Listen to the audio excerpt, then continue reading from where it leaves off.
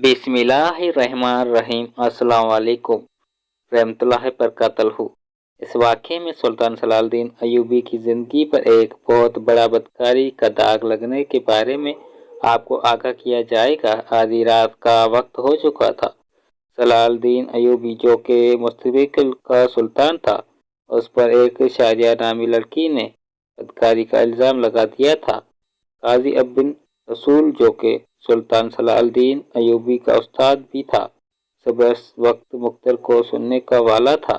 ये इल्ज़ाम एक आम इंसान पर नहीं लगा कि एक बासलाहियत और बाकिरदार इंसान नजुम अल-दीन अय्यूब के बेटे सुल्तान सलाहुद्दीन अय्यूबी रहमतुल्लाह अलैह पर एक लड़की ने लगा दिया था। काजी अबुन सोन बहुत परेशान था कि अगर मेरे शागिर्द पर लगा हुआ इल्ज़ाम सच साबित हो गया तो मेरी सारी ज़िंदगी की तालीम और दी गई तरबियत पर पानी फिर जाएगा। काजी ने वज़ू किया और जाए नमाज पढ़कर अल्लाह की हजूर सजदे में आ गया और दुआ करने लगा, ए मेरे मालिक, तेरे बाकिरदार और नेक बंदे पर मुश्किल वक्त आ पड़ा है। तू इसको अपने गैबी मदद फरमा और उसकी इज्जत की हिफाजत फरमा। बेशक तू ही इज्जत देने वाला है और तू ही जिल्लत देने वाला है। मेरा दिल नहीं मानता कि सुल्तान सलाहुद्दीन अय्यूबी किसी की तरफ बड़ी नजर भी उठा दे। लेकिन दूसरे तरफ शारिया नामी लड़की पूरी शौक से सुल्तान सलाहुद्दीन अय्यूबी पर अपना बड़ा इल्ज़ाम लगा रही है। कुछ इस तरह है कि जब सुल्तान नूरुद्दीन जिंदगी अपनी सुल्तनत पर कायम दायम थी तो सुल्तान सलाहुद्दीन अय्यूबी पर एक शारिया नामी लड़की ने इल्ज़ाम लगाया कि सलाहुद्दीन अय्यूबी ने उससे अकेले पाकर उसके साथ ज़बरदस्ती करने की कोशिश की। तमाम लोग हैरान थे कि सुल्तान इससे तरह काम कर सकता है क्या। किसी को यकीन नहीं था कि कोई कुछ बात करता तो कोई कुछ बात। अगली सुबह सुल्तान नूर अल-दीन जिंदगी की मौजूदगी में काजी बिन रसूल ने ये मुख्तर सुनाया था कि सुबह अल-दीन अय्यूबी पर फरोज किया जाएगा, होने के बाद सजा सुनाई जाएगी।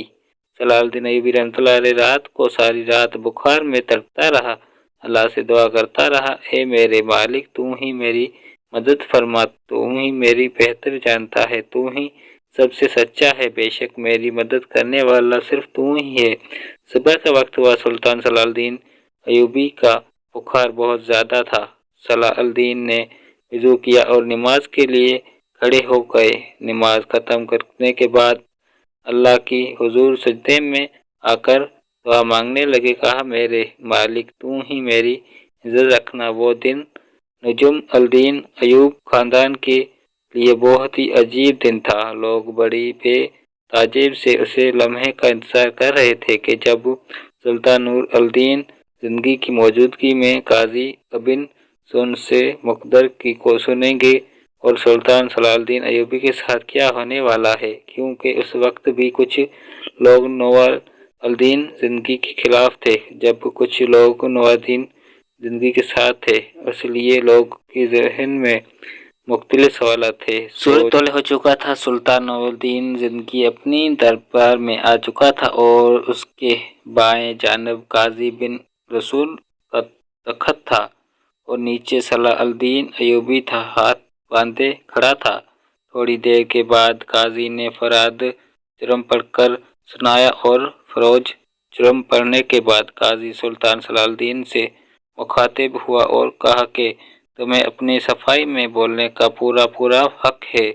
काजी की बात खत्म हुई कि सुल्तान सलाहुद्दीन अय्यूबी रहमतुल्लाह अलैह ने काजी से मुखातिब होते हुए कहा कि काजी साहब, जिस लड़की को मैंने देखा तक नहीं, उसके साथ कुछ बड़ा करने के बारे में सोच भी कैसे सकता हूँ। ये सुनते ही काजी साहब ने हुक्म दिया कि शारिया नामी लड़की को हाजिर किया जाए। जब वो लड़की दरबार में हाजिर हुई तो लोगों की हैरत की इंतहा रही, क्योंकि उस लड़की का सारा जिस्म ढका हुआ था और सिर्फ आंखें वो भी बड़ी मुश्किल से दिखाई दे रही थी। सलाहुद्दीन समझ नहीं पा रहा था कि जिस लड़की को मैंने देखा तक नहीं, वो मुझसे पर इतना गुनहगार इल्ज़ाम क्यों लगा रही है। मुझसे आखिर ऐसी क्या कौन सी गलती सर हो गई है जो उस लड़की ने मुझ पर अपना बड़ा इल्ज़ाम लगा दिया। काजी उस पर शारिये नामी लड़की से मुखातिब हुआ और पूछा, बताओ जलालुद्दीन अय्यूबी ने तुम्हारे साथ क्या किया? तो उस लड़की ने कहा कि मैं अपना बयान पहले दे चुकी हूँ, मजीद ऐसी बातें करने में अपनी मजीद इज्जत ख्वार नहीं कर सकती। बुखार बहुत ज़्यादा होने के बावजूद जलालुद्दीन अय्यूबी का चेहरा जर्द हो रहा था और हाथ कांप रहे थे। जबान पर भी लज्जत तारी था। देखकर मुअत्तब को ये लग रहा था कि सुल्तान जलालुद्दीन बेकसूर नहीं है। सुल्तान नूर अल-दीन ज़िंदगी बड़ी गौर से ये सारा मंजर देख रहा था। पूरी दरबार में सन्नाटा छाया हुआ था। लोग बड़ी गौर से जलालुद्दीन अय्यूबी को, उसकी लड़की को बातों की सुन कर रहे थे कि सुल्तान जलालुद्दीन अय्यूबी ने उस लड़की से कहा कि क्या तुम्हें अपने रब से डर नहीं लगता कि तुम एक बेकसूर इंसान को अपना बड़ा इल्ज़ाम लगा रही हो? लोग समझ रहे थे कि सुल्तान नौजवान ज़िंदगी का बेइत्तेसाद होने की वजह से जलालुद्दीन को अगर मुजरिम मुकर्रर कर भी दिया तो सज़ा से बच जाएगा। जलालुद्दीन अय्यूबी रहमतुल्लाह ने काजी से कहा कि जब हम किसी भी मसले का हल नहीं निकाल चाहते तो हम पर अपने अल्लाह के तरफ रुजू कर देते हैं। और मैं भी इस लड़की को कहता हूँ कि अगर ये अल्लाह को हाज़िर नाज़िर जानकर अल्लाह की कसम खाकर ये कह दे कि इसका इल्ज़ाम सच्चा है तो मैं भी वही गुनाह कबूल कर लूँगा जो कुछ उससे सज़ा भी ना हुई। सुनने ही वक्त लड़की जलालुद्दीन को बागौर देखने लगी और सुल्तान जलालुद्दीन की हालत समझ चुकी थी। थोड़ी देर बागौर बजून देखते लगी, बाद लड़की को चीख चीख कर रोने लगी कि कहा मैं तुम्हारे मौजूदे के सामने अल्लाह को हाजिर नाजिर करके कहूँगी कि जलालुद्दीन बिल्कुल बेकसूर है। सारा गुनाह मेरे। ये सुन कर सर अहमद हैरान हो गया और उस लड़की की चंद अल्फाज ने मुकदमे को उल्टा कर दिया। इतने में सुल्तान नूर अल-दीन ज़िंदगी दस्त से अपनी कुर्सी से उठा और उस लड़की को कहा कि क्या तुम्हें पता है कि इल्ज़ाम तरसाशी की तुम्हें कितनी बड़ी सज़ा सकती है? तो उसने कहा, हाँ मुझे मालूम है कि इसकी मुझे कितनी बड़ी सज़ा मिलेगी। इसके बाद काजी ने ऐसी क्या वजह थी कि तुमने जलालुद्दीन अय्यूबी पर अपना गुनाह मुहर लगाया? तो लड़की ने अपनी आंखें झुकाई थी, लेकिन जब सुल्तान नूर ज़िंदगी रहमतुल्लाह अलैह ने लड़की की तरफ देखा तो उसने कहा कि मेरे सुल्तान, मैं जानती हूँ कि मुझे से बहुत बड़ा गुनाह हो गया है, शायद इसकी तलाफी भी ना मिले, क्योंकि जो ताक़त जलालुद्दीन अय्यूबी किरदार पर लगाया शायद मैं जानती हूँ कि भी ये नामुमकिन सुकून, लेकिन ये सब काम करने के लिए मैं मजबूर थी। सुल्तान नूर अल-दीन ज़िंदगी ने पूछा कि बता तुम्हें इसका काम के लिए किसने मजबूर किया था? शायर नामी लड़की ने अमीर बिन कौम की तरफ इशारा करते हुए कहा कि इस आले मर्द मेरे ने मुझे ये सब करने के लिए मजबूर किया। ये सब सुनते ही तमाम दरबारी अमीर बिन मर्दम कौम को मुअत्तर और गुस्से की नज़रों से देखने लगे। अमीर बिन कौम अपनी जगह से उठा और बड़े बदबरी के साथ कहने लगा कि लड़की झूठ बोल रही है, मैं भी जलालुद्दीन की तरफ से जानता तक नहीं। नूरुद्दीन ज़िंदगी ने कहा कि कल मालूम हो जाएगा कि कौन बेगुनाह है और कौन गुनहगार। इसके बाद सुल्तान अल-दीन ज़िंदगी ने शारिया नामी लड़की को अपने कमरे में बुलाया और पूछा कि बताओ असल माजरा क्या है? लड़की ने कहा कि एक जंग में मेरे माँ बाप मारे गए थे और मैं उस जालिम अमीर बिन कौम के हाथ लगी गई थी।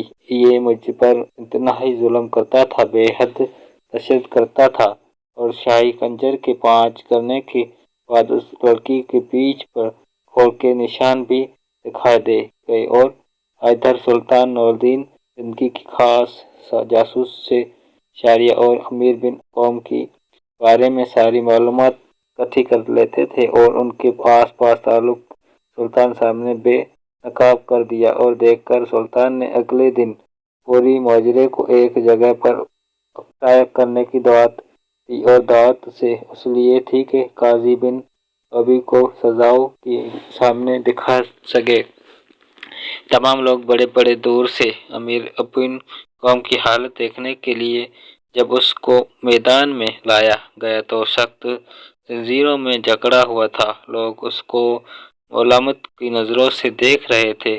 تشریف کے مطابق اسے 70 کوڑے مارے گئے اور اس کے بعد سلطان نور الدین زنگی نے اس کی تمام جائیداد ضبط کر لی، اس سے شاہی افضل بھی لے لیا اور اس کی تمام جائیداد سلطان صلاح الدین ایوبی کو دینے کی دعوت کی، لیکن صلاح الدین ایوبی نے یہ کہتے ہوئے ٹھکرا دیا کہ میں کسی کا مال اپنے حصے میں رکھ کر غائب نہیں بننا چاہتا ہوں، اور اسی طرح سلطان صلاح الدین ایوبی کی اللہ تعالیٰ نے غیبی مدد کی اور اس کے وجود پر لگایا ہوا بدکاری کا داغ دھو کر اسے صاف کر دیا۔ بے شک اللہ اپنے بندوں کی مدد فرماتا ہے، جو انسان گناہ بدکاری زنا سے بچتا ہے تو اللہ تعالیٰ اس کی مدد فرماتا ہے، اور جس کا کھلم کھلا واقعہ قرآن شریف میں موجود ہے، حضرت یوسف علیہ السلام حوالے کی سب سے جب زلزلہ نے حضور یوسف پر الزام لگایا، اسے بڑھا کا ایسا گمراہ کرنے کی کوشش کی۔